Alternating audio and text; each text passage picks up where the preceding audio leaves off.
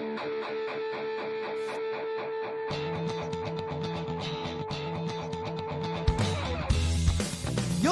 listening to the Let's Go Buffalo podcast, your new favorite podcast for everything Bills and Sabres.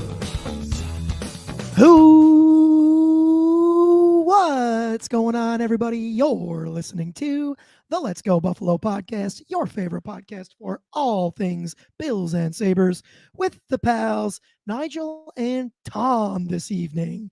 I brought the reinforcements back from last week. Episode 66 coming at you, folks. Quick reminder to follow the socials. You know the drill. We're on all of them: Instagram, X, YouTube, TikTok. I'm sure if you can come up with another one, we'll probably be on it before too long. You can find us on all of them with the handle at Let's Go Buff Pod. Tom, how many F's? Two. Due. I was waiting for the due. Due F's. Yes, Let's Go Buff Pod with 2 F's. Let's get around here and say hello to my buddy Tommy. How you doing, my guy? Dude, I'm good. It's so good to see you. You I think too, we're in the middle of the three of us. This podcast is in the middle of a kind of a thick of it, of just stuff going on. Yeah, dude. We all got shit going on, man. Whatever it is, I feel like we got our fingers in it. So we dude, do, it's good. Yeah. Yeah, it's good, man. Fistfuls of life is what we have right now. A little bit of everything, right? A little bit of good, a little bit of required, a little bit of some, fun shit, and it's all that. A little so, bit of good, a but little it's good. bit of required. I like that, dude. That is correct. That is accurate. Yeah, that paycheck is required. You kind of got to get that, unfortunately. Certainly. But yeah, dude, no, I'm good because you know who we sent packing this week? Oh, the freaking Miami Dolphins. Could it be that they've lost to us twice this year, Tom? Two times. Two times. Hey, now wait a minute. Oh, we don't play them any more than 2 times, right? It's only 2 times in the season. Yeah, no, and we won both of them. Yeah, we won both of them. So Miami didn't win a single one. We won the first one and we won the second one. Okay, cool. Yeah. And weird, dude. So I think if memory serves, Tua played, I would say, and if we're talking a percentage, played 90% of all those snaps. I would say maybe 85. Yeah. But he still lost, right? Yes. Okay. Still lost. Yeah. Okay. Weird, man. Something in my head. I just feel like I've spent the last, roughly year just hearing about how unstoppable the Miami offense is and how bad the Bills are. And it's just, I'm so confused, man, because like we've just established, we won both the games. Once and twice. Yeah. Yeah. Pretty cool. Yeah. I wonder what happened, Tom. Beats me. What are those Dolphins? I think they're 2-7. Huh. Wow. It's not even that they can't beat the Bills. They can't beat anybody. Oh, Tom, that's a really good point. Wow. Yeah. It doesn't seem like it actually 2-7. That would indicate to me that they've lost way more than they've won this season. Yeah. About 3.5 times. Wait a minute. Don't they have Tua and Tyreek and Jalen Waddle and Achane and Raheem Mostert and Jonnu Smith? They have all those guys, right? Sure do. Wow. Yeah. Man, dude. But, can't put it together. Wow. My mind is blown. Oh, and offensive guru Mike McDaniels, right? Oh, that's right. Yeah, genius. Yeah, he likes it cold. Man. He likes it cold, baby. I'm just so confused, man. I'm trying to wrap my head around this. It doesn't make I'm just any really sense. excited for them, though, because they're going to have lots of time in January. Oh, they're going to have lots of time, all the free time in the world. They can do whatever they want. I'm so excited for Jordan Poyer to go golf, dude. He's going to be so excited. He's been dying to get down to Miami so that he can golf, dude. Now he gets to do it as soon as the season's over. Good for him, man. That's awesome. God. Yeah, man, we're just really good. We're just like really good people thinking about them, aren't we? Yeah, we're really nice. Yeah. That was quite the bit we just leaned into. Hey, Vince fans, absolutely suck it, dude. I got another half hour, Nige. We can keep going if you want. I mean, goddamn, dude. Yeah, we'll get back to it. We're gonna come back in a minute. Yeah, I'm sure we'll dip back into that a little bit. Just suck it. Oh, it's so good, dude. And I mean, hey, the Bills were what? I don't know. 3rd highest odds to win the division going into this year. 3rd, crazy, dude. Behind who? The Dolphins and the Jets. Yeah, man, just Tua and Rodgers, dude. They're so good, Tom. Miss me with it, dude. Miss me with it. By a mile, bro. By a mile. We have a 96% statistical chance to make the playoffs. That's a 99% statistical chance to. No, I'm sorry, I flipped them. 90 6% chance to win the division, 99% chance to make the playoffs. Huh. I would take those grades on a test, Tom. How about you? Pretty sweet. Yeah, sign me up. Yeah, absolutely. You know what's going to make that test even better? Some beer. So count me down. Yes, Tom. Yes. I'm sorry, folks. I'm party foul. I'm beerless. Tom, you ready? Yeah. 3, 2, 1. I really hope that comes up on the recording somehow. It was very quiet, but I love that you have the bottle opener. Tom, what do we do? Got a little Harpoon Flannel Friday because it's still beautiful fall out here. It's actually like gorgeous, like 65 degrees today, dude. Yeah, man, this is okay. So this is my. Sorry, continue. I just totally cut you off again. Finish what you were going to say. You're good. I've just now love enjoying my walks of having a front-facing baby. Just walking through life, and she's just like soaking it in. It's hilarious and awesome and beautiful all at the same time. So she's my favorite new little walking partner. If you're a baby and you're born in Vermont, dude, I just feel like you have to be like 1% maple tree or something like that, dude. Like she's not exclusively a human being. Like she's got to be like 1% dirt or something. Yeah, there's some tufts of hair. There's also like pine needles growing. Yeah, know? like a pine needle here and there, something. Yeah, that sounds about right. Love that, pal. Yeah, dude, I'll tell you what, love being down here in Nashville. It's amazing. The music situation, all that stuff. It's incredible. Can't imagine a better place for a musician. I am very actively missing my Northeast fall though, dude. Like I miss the 65 and sunny. It was still, it is right now at 4:39 here in Tennessee.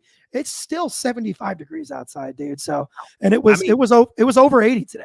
Yeah, when I'm stuck in like 3 feet of snow and like negative 12 degrees, you're gonna be loving it. Yeah, but, right now you're winning. We'll have to get you scheduled for a Northeast visit next fall when you're ready to travel. So. Yes. It sounds like that will be in the books before too long, pal. Yeah, hell yeah, dude. So awesome. Walk me through what the hell is going on with the Sabres real quick so we can go have some fun. Thankfully, we're fans of multiple teams that maybe not everybody has to suck all at the same time. Yes, and it feels like the Sabres have to die so that the Bills can thrive. That's the only thing I can come up with right now.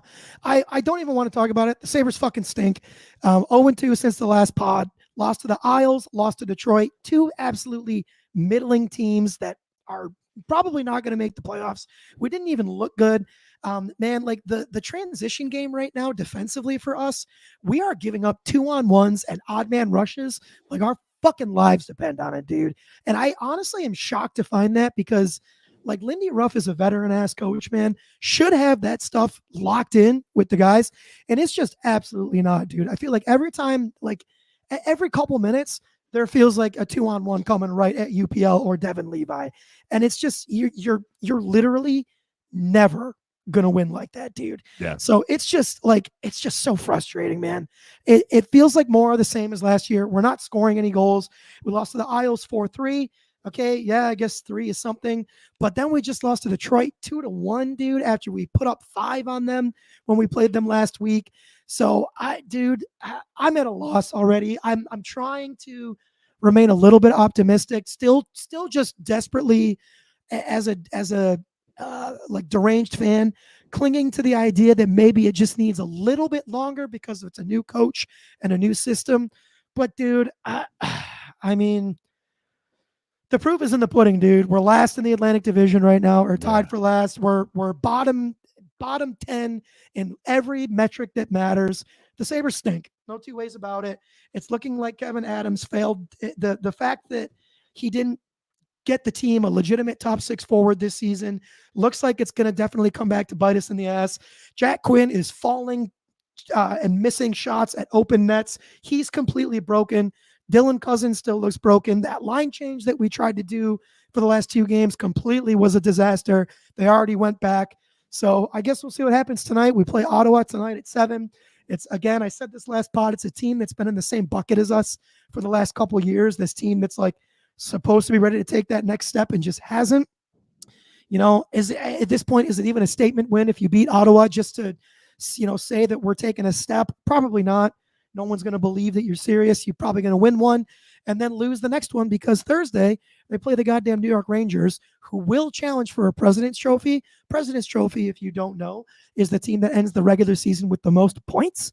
So the Rangers are going to challenge for that. Probably going to get smoked by them. And then Saturday we play the Flames at 1. Calgary started the year hot, but on paper, it's a team that's really quite bad. A team we should expect to beat. Almost for sure means the Sabres will come out and look terrible and lose and make Calgary look amazing. So that's about all I've got right now. I'm pretty jaded on the Sabres, man. I'm not too optimistic. Get ready for year 14, folks. Well, at least we know what's coming, right? At least we can start to mentally prepare now in November. Yeah. Not Come great. on. So just a little producing here with you. I think we go, let's talk Miami game, then we talk news, and then we talk next week's game. Hell yeah. I'm in, dude. Cool, Get us going. All right. I think this, well, first of all, the Buffalo Bills, if you couldn't catch from our first 5-minute rampage there, defeated the Miami Dolphins 30-27 on Sunday, sent them packing, and essentially ended their season. Ended any off-season, hopes they had, any whatever, anything, just anything. We ended it. It was great. I think the story of the week has to be T-Bass drilling a franchise record 61-yard field goal to go up 3 seconds with 5 seconds left on the clock. This kid, we all know, has been struggling for the last year and a half, just has had the yips up the butt, doesn't know, and everybody's frustrated with him. We brought in to the point where the franchise has brought in legitimate, well, maybe not legitimate. Hey, brought in competition. I wouldn't call it legitimate competition, but it's probably not legitimate. Right. But enough competition, and where there was an active competition before games coming up in the previous weeks. And it's to the point, and this kid, he stepped up. McDermott believed in him. He believed in himself. He drilled it. That thing was good from 70, dude. It was right up the middle. And I think that has to be the story of the game. Without question, dude, especially just amidst all the shit that T-Bass has been taking. I mean, I think we've said it on the pod that we didn't have confidence in him, right? And dude, hand up, when he lined up for that kick, I was sitting there begging out loud to my TV to just throw the Hail Mary. Yeah. And because I truly, in my heart of hearts, dude, didn't think that there was a single shot that T-Bass made that kick, dude. So incredibly happy to take the L on that. And I am happy to give T-Bass all the flowers that he deserves, dude, because that is an absolutely massive kick. First of all, 61 yards is not a short distance in any world when you're kicking a field goal. I believe it was also into 9 miles an hour of wind. If I remember right, I don't think he had the wind at his back. So it's possible it could have even maybe had more on it if he was going with the wind, or if there was no wind. I still agree. Would have been good from 70, dude. I think at 70 yards, it probably catches the crossbar and goes in, but I still think it goes in at 70 yards, man. At the end of the day, I'm just so happy for Tyler Bass, dude. I'm happy for Tyler Bass, the person, because, I mean, going back to last season, the Kansas City game where, another tough kick and nobody had confidence in him then to make that kick, and he missed it. And then people, I mean, you know how shitty people can be, dude. People, I'm sure, were sending him threats and just all that stuff. They were. 100%. So I am just super, super happy and stoked for Tyler Bass, the person. Yeah. You have to hope. Yeah. Love the person. Happy, just super happy and excited for him. Have to hope that this, gets him going a little bit. I mean, if a 61-yard game winner against a division rival doesn't set you down the path of success, I can't figure out what possibly could. Maybe a 63-yarder. I don't know. But I have to imagine this is going to do a lot for the mentals. The only thing, dude, the extra points. What are we doing? Yeah. How? Yeah. I mean, we almost missed 2 of them. Yep. Right? We absolutely missed one, and the second one banked in off an upright. Yeah. So who knows? Yeah. That is still concerning, dude. You need those to be automatic. You need to score a touchdown and just know that 7th point is coming. I don't know, man. There's a big part of me that wishes we would go back to, because I think it's probably 5 or 6 years ago now, they moved that extra point back. And that's so other kickers have started to struggle, right? Yeah, it's not just Tyler Bass. It's not automatic anymore. It's not, right. Which is, as fans, frustrating and feels stupid, but it's not. It just it feels like that is not the area to try and introduce some variability to the game, right? It doesn't that doesn't seem to me like the spot to do it. We're just gonna make this one thing a little bit harder. I don't know, man. I still the kickoffs are still a complete joke. Everybody just it's a touchback still every time until you eliminate the touch. Like if you want to really introduce variance into the game, get rid of the touchbacks on kickoffs, right? Yeah. Like make it required that you have to bring that shit out. Yep. You know, Yep. that is the way to introduce some variance, dude. Mm-hmm. Because 9 times out of 10, these kickoffs are still touchbacks. So I don't know why we're trying to introduce variance on the PATs. That feels so stupid to me. And just somebody being like, oh, let's just try this real quick. And I don't know. I didn't like it then. I don't like it now, mostly because it seems to hurt my team. But yeah, dude, like it makes a lot more sense to me. And I get it's a safety thing, but like you've already taken care of that collision component by lining everybody up 5 yards away from each other, right? Like just eliminate the touchbacks on a kickoff. Yeah. That seems to be, I mean, I don't know. That's anyway. Yeah. He's up. So Tyler Bass is up. I mean, he also made a 40 and a 49-yard field goal. Yep, which has been a range where he's struggled this year. 100%. So awesome to see him do that, make the 61. He's up to an 83.3% field goal percentage, which isn't terrible. It's not awesome. It's probably not awesome where he's paid yet, but it's better, right? So he's week by week, he's chipping away, he's making kicks. And I agree with you. This needs to be a brick in the wall of his fortitude, a mental fortitude to continue this, because this could be a legacy kick for him. Right? Oh, it could be. Yeah, absolutely. Right? Yeah, this is when he turned it around. Will remember. So now, just before we move on, a little bit of trivia. Can you give me the kicker, the distance or the year of when of the record that he broke? Says he broke 61 yards is the franchise record now. Do you know how long, what year, or what kicker might have held the record before? I would have to guess it was Ryan Lindell at some point. Am I right on the guy or no? No. Nope. Go back more. Even more, dude. I can't even remember. Who. Oh, it's a name you'll know. Is it? It's a name you'll know. I'm not gonna get it. All right, it was 1993. Okay. Good year for us. Was Norwood? Steve Christie. Steve Christie. Damn it. Yeah, and it was 59 yards at franchise record. So 59 yards by Steve Christie in 1993 was the old record. So now 31 years later, Tyler Bass has overtaken it. I'm sure Christie is happy to hand over the crown. Yeah. I have to imagine Tyler Bass will probably break that. I mean, we saw what I legitimately think, dude. If he gets a hold of it the way he did, that guy can hit a 70-yard field goal. Or get him indoors. Get him at Indianapolis this week, right? In a dome. Yeah, 75. Right? Yeah, dude, I love it. So some other just fun things that happened this week. Let's start with the fun, and then there are some ugly. This was a tough game. The Dolphins came to play. We had to grind this one out. But Nigel, guess what? We won. Oh, that's right. Yeah. That's right. I forgot somehow. Yeah, I just want to make sure nobody forgets that. Yeah, we won that. I think we got to talk about Josh Allen doing Josh Allen things. That touchdown pass to Quentin Morris. Woo! Just two players, hanging off him. 75-pound, defensive lineman hanging off of him, and he just flips it up over into Quentin Morris. Like, I just love that he's on our team. Yeah, me, goddamn too, dude. And honestly, I'm trying to I try to sift through this and decide, is it a case where I am just like, I don't want to use the word numb. Like, I'm not getting numb to the incredible ability of Josh Allen. But dude, I mean, let's not sit here and pretend that was like a good looking ball. Like, it was a desperation flip. He made it, but it was an ugly looking ball as it traveled a couple yards through the air. Yeah. And man, I mean, Q Morris, dude, freaking went out and snatched it, dude. Immediately got those hands up and got it. It was just so quick, man. Mm-hmm. That guy, every time he makes a touchdown catch, dude, it's one of the craziest things I've ever seen. And it's always some ridiculous thing from Josh Allen that wasn't super far, but it was enough where it was just what just happened? It was incredible. Yeah. No, he's good. Quentin Morris is good for one of those a year. At least.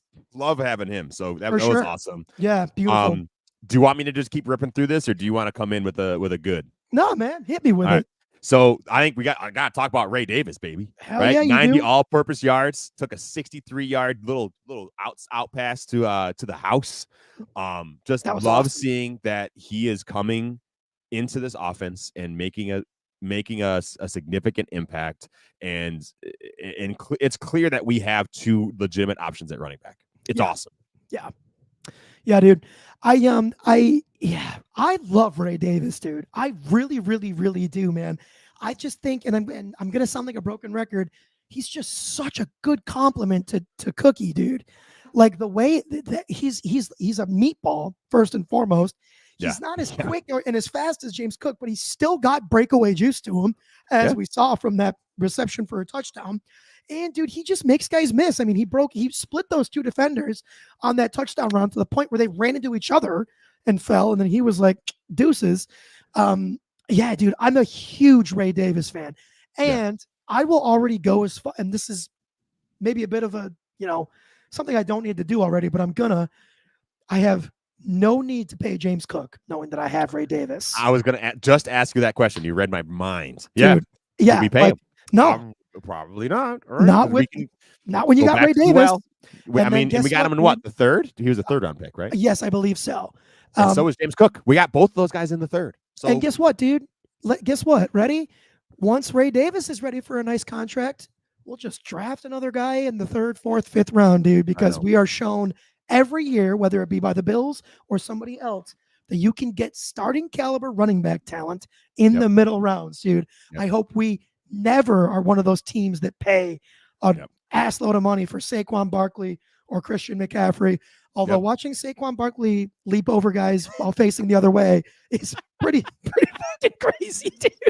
You see the reactions from the sideline. Somebody had there was a video of like from the sideline. There was a fan from the stands and caught like the rest of the team. Like grown athletes who are the top of the 1% of the 1% also lost their minds watching that play. I mean, dude, that we don't even have to get into it. We'll be here all day. It was incredible. Yeah, bananas. That level of human athleticism is just astounding. Yep. I love the fact that coming out of the half, you called it. You said that you called it. The Dolphins got the ball. We needed a turnover. You texted in our text thread saying we need a stop here. And who but Taron Johnson comes in with a beautiful peanut punch. Dude, Tyler Elam picked it up, and we got a fumble recovery and took the ball away and stifled the Dolphins coming out of the half. It was perfect. Dude, that peanut punch. Mostert did not see it coming at all, man. There was a great clip. One of the Cover One guys posted it today. It was in slow motion, man. You can see, it's really cool. You can see TJ, man, like it looks like he's like, when you watch it in slow motion, it looks like a predator stalking prey. He's like stalking this dude and like coming up on him and like raising that fist. And then when he drops it, dude, it is like, it's a great little clip to watch in slow motion. Awesome. He like sneaks up on him. Mostert has no idea that he's there, dude. And yeah, textbook peanut punch, dude. Like great angle by Taron to make sure that punch went away from the sideline, because if that ball comes out, it's still Miami ball. So good awareness by TJ there to get that punch towards the middle of the field, so he didn't have to risk that ball going out of bounds. Textbook all the way around, dude. And dare I say, possibly a game-altering play, because Miami was driving. Oh, it was. Yeah. Miami. So to kind of get into the bad and the ugly here, Miami, like they came to play. Their run offense, they could essentially do what they want. Both the running backs, Achane and Mostert, were over 5 a carry on the day. Tua was finding solutions in the passing offense. Our defensive line couldn't sniff Tua, which was disappointing to me. And just did not really rattle him too much, and he could do what he wanted. And they were moving the ball. They clearly scored, right? They scored 27 points. This was whoever had the ball last would have a good chance to win. Mm-hmm. And thank God we did. But it was a grind, dude. Yeah, it was. They did come to play, and I know we gave Miami a ton of shit at the beginning, and I stand by all of it. But it was a super close, competitive game, dude. The NFL has a serious referee problem right now, bro. Yeah. I mean, these referees, dude, the fingerprint that they are leaving on these fucking games. I mean, it went both ways, dude. Right? Like we had 2 phantom holding calls. Go against Buffalo. The absolute horseshit, unnecessary roughness on Taylor Rapp when Mostert lowered the crown of the helmet. I mean, and we definitely had some go our way too. We got super lucky with the Jordan Poyer hit at the end of the game. Mm-hmm. That one, we can get into that if we want. I have some issues with Jordan Poyer right now, but like that, I mean, that saved us the game. Yeah. I mean, we were dead in the water, and thankfully Jordan Poyer decided to be a dumbass. But yeah, dude, like just I don't know. The NFL has a referee problem, and I feel like the last couple Bills games, dude, the amount of laundry that we've seen has just been Unbelievable. unfathomable, dude. Like Yeah. never more than I've ever seen in my life. But man, what really kills me, it's the phantom calls, dude. Like Yep. that holding call that took back the touchdown on, I think it was Osiris Torrance, or was it the Deion Dawkins hold? I can't remember. One of those holds Both. took back. Two. Well, yeah, they both got called, but one of them canceled out a touchdown. Oh, And so it was the cyborg one. yeah. So I mean, but dude, like that Deion Dawkins rep, I mean, once again, dude, that is tape that you show young kids and say, hey, if you do this every time, you're gonna make $200 million in the NFL. You're gonna make grown men look silly. Like, dude, there is no that is the perfect tackle rep. Like literally a dream tackle rep. You Mhm. drop his arms, his momentum fall, he brings him down to the ground, and you fucking fall on him, dude. That is what you're supposed to do. They teach you to do that when you're 6 years old playing football. So but it's the phantom calls for me, man. Yeah, I always keep going back of like, hey, I don't want to be the one bitching about the refs on No, they podcasts. deserve You to know, be bitched about. we have a microphone, right? Like, so we have opportunity, but at some point it has to change, right? It has to, and I think it's I don't know, get everybody to stop watching football, and that's how it changes. But Exactly, yeah. If we could do that, if we could do it for 2 weeks, though, 2 weeks, no revenue for the NFL, that would be enough. Yes, it would. But it's insane, dude. It is absolutely. Particularly and I don't understand why we don't have the eyes. If we have the eyes in the sky, why can't they fix it? Why can't they come back and fix it? Why is I don't know. This could be a fucking 2-hour podcast, bro. For sure. Save this for the off season. Yeah. We should have a whole thing. But yeah, so that was the run game was able to kind of get off. Tron Johnson in a post game interview did say, and we've kind of been speculating this of it was kind of the game plan to let them have some room in the boxes and not necessarily kind of stifle the run, but with an eye at like at slowing down the explosive passing plays. With a guy like Tyreek Hill and Jalen Waddle, you want to limit what they're able to do and how they can affect that game. This honestly might have been Tyreek's best game against the Bills in multiple games. Forever. Yeah. Right? He had a bunch of catches for like 80 yards. And he was a problem. And thankfully, that's all it was. And it wasn't, a 200-yard game like he's been known to have. But yeah, so I understand that, but sometimes that can catch up with you, and all of a sudden we're trying to win by 3 with the last-minute field goal. Yeah, it is a tough way to win, dude. But on the flip side, and it's a passing league, right? Like it's a passing dominated league right now, and I don't know if we'll ever see it fully shift back to like a run dominant league, only because of the money that quarterbacks and wide receivers are making. Like I don't know if we ever see that shift back. But that being said, dude, like. Like having a defense that is more geared to stop the pass works for the vast majority of teams, except for these situations, right? Like Miami, who's got crazy fast wide receiver or running backs, like Baltimore, who, I mean, I don't even want to talk about them yet because they're keeping me awake at night. But yeah, dude, like it's a risky game to play, but if you're gonna err on the side of conceding one of them, you concede the rushing yards because the other team has Jalen Waddle and Tyreek Hill as wide receivers.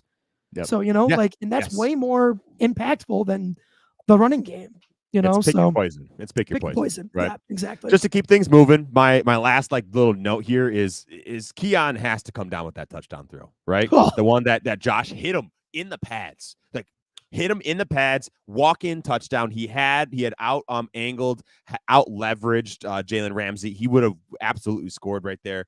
Hits him in the pads, pops up, and Jalen Ramsey makes an interception. That's a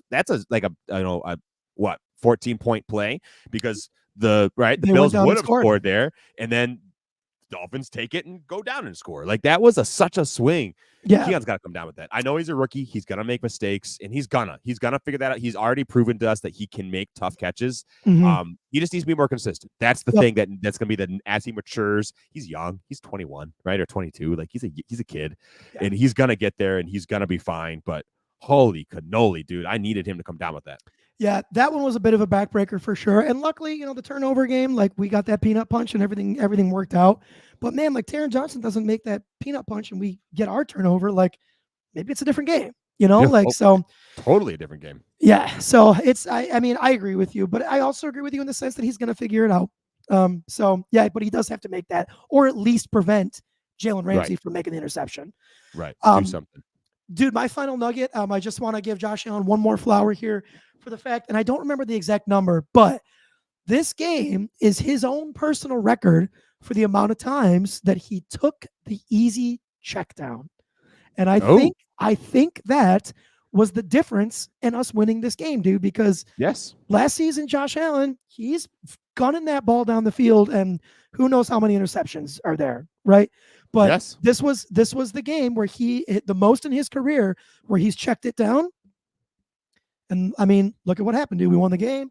We had the Ray Davis touchdown. So just shout out Josh. That's a massive, massive sign of maturity that we needed to see from him. And I don't think I'd attribute either of his interceptions to Josh, to bad decisions. No, completely on the receivers. First one was Amari Cooper slipping in the rain, mm-hmm. right? Second was hitting Keon Coleman in the chest and popping up, and the safety somehow coming down with it, right? Yep. Like 100%. I'm Josh, whatever you're doing, buddy, keep doing it. You're playing great. Don't love it. Yeah. Yep. 100%, dude. All right. Well, the Bills, we're now 7-2, correct? Yes, we are. Doing the math correct? All right. 7-2 are heading to Indianapolis this week, Sunday, 1 p.m. versus the Indianapolis Colts. Just to kind of give you guys a quick overview, I like kind of looking at these games with through the lens of EPA, which is of expected points added. So either for offensive or defensively, the Colts right now are very middle of the pack, right? They're nothing to be terribly scared of. They're 19th overall in offensive EPA, so 19th in the league. They're 13th overall in defensive EPA. To be honest, I went looking at this EPA thinking, oh man, this run game could kill us.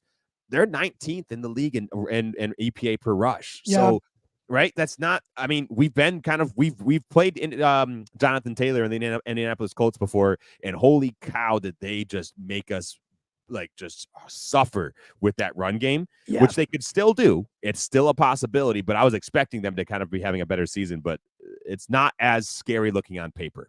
So my big thing here is they have Joe Flacco now at quarterback, Anthony Richardson, their phenom second-year quarterback has been sent to the bench, but Flacco's a savvy vet, and he can run an offense. He can play really smart. And we just need to go in and play our game. Don't let this run game really get out of hands and murder us in the run game. And I think we can be okay. Yeah, dude. It is legitimately just don't get smoked by Jonathan Taylor. I'm sorry, dude. I'm not even a little bit afraid of Joe Flacco. I know he's had some good games, but I mean, dude. Who's he throwing the ball to? Michael Pittman, Adonai Mitchell. I don't know what Mitchell's numbers are like as a rookie this season.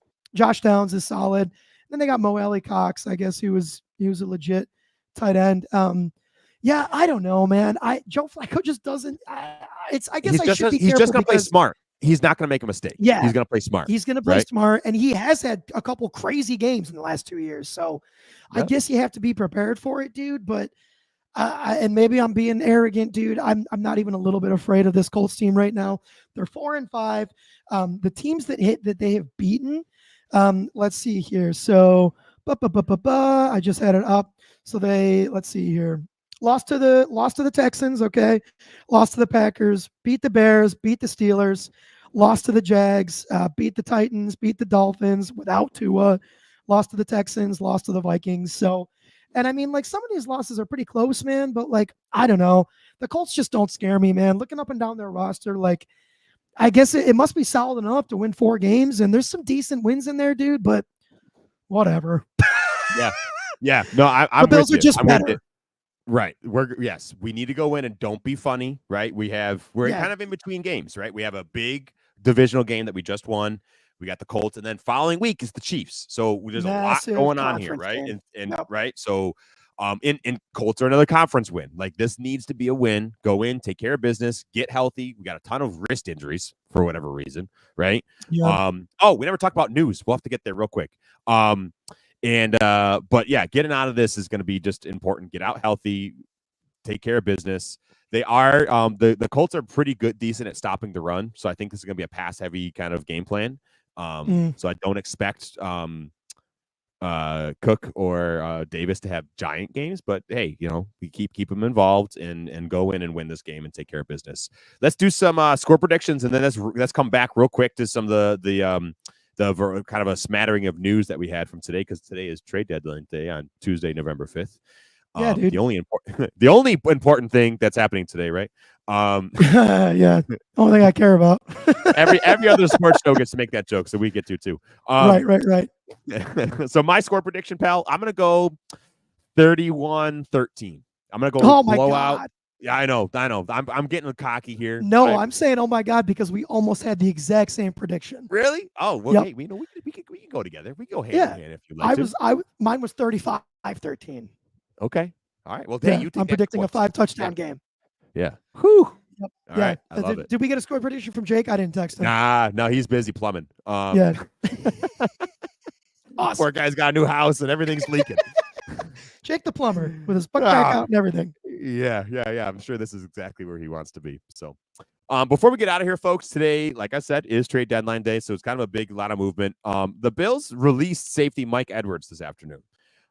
Tuesday, November 5th. He missed most of the offseason after shoulder surgery, so we didn't see him through OTAs, but he came in kind of expecting, hey, this guy could be essentially a starter next to Taylor Rapp. Like, that was the expectation, at least in my eyes. And I'm sure we had conversations on this podcast talking through these microphones saying the same thing. He then injured his hamstring before the season, so was not starting at the beginning of the season, and then he essentially never got on the field. I think it was like a week or two ago he came out that he had essentially asked for a trade, and clearly no trade partners were found, and he was released this afternoon. Just a wild kind of turn of events. Yeah, dude, it is so weird, man, because and we've talked about this in our group chats a little bit, man. It's tough because he started for Kansas City, and I said this today, man, you don't start as a safety in a Steve Spagnuolo defense by accident. For two Super Bowl teams. For two Super Bowl teams, right? So, I don't know if it was exclusively because of the injuries at the beginning of the season where DeMar got the first team reps because Mike Edwards was hurt. And then, I'm sorry, dude, but Brandon Beane and Sean McDermott are not guys that hand shit out. Right? If this dude just thought that he was going to recover from his injury and get that spot handed back to him, no, dude, that isn't how this team operates. It's never how they've operated. They've always made guys work for their spots. So, and especially as the new guy coming in, dude, I don't know. From everything that I can see, man, sounds like he's been slacking in practice lately. He's been pissy. Good riddance. If that's the kind of attitude you're going to have, dude, upset. First of all, I give Damar Hamlin a firm B- as a starter, dude. And if you can't take his job, that is nobody's fault but your own, dude. So sorry. Yeah. So you can get pissy all you want, but the only person you need to get pissy at is the guy in the mirror. So that's where I fall on that. Thanks, but see ya. Yeah, I guess so. So my one thought here, this is where in the offseason, I don't know if this moves the needle for me. This is the time of year where I said, Micah Hyde, let's sign him. Ooh. Right? This is the time of year. Hey, because on the offseason, I was like, don't sign the guy at the beginning of the year because he can't stay healthy throughout the entire season. And we have a bunch of young players who need the time. But if we get to a spot where we have a need and we're in a position of we're making a playoff push, which we're in that spot right now, we're halfway through the season and we are in position to make the playoffs. This is the time. Hey, Micah, come on in. Hope you've been staying healthy. Let's get in there. I don't know if he moves the needle, but having him in the wings, I don't hate it. Considering the other options out there, right? Right. I don't hate it either, considering the other options. It makes me nervous that he's probably not in football shape, right? I still feel like it's early to sign him, which probably contradicts exactly what I just said. He's not in football shape. I don't imagine, because here's the thing we have to remember.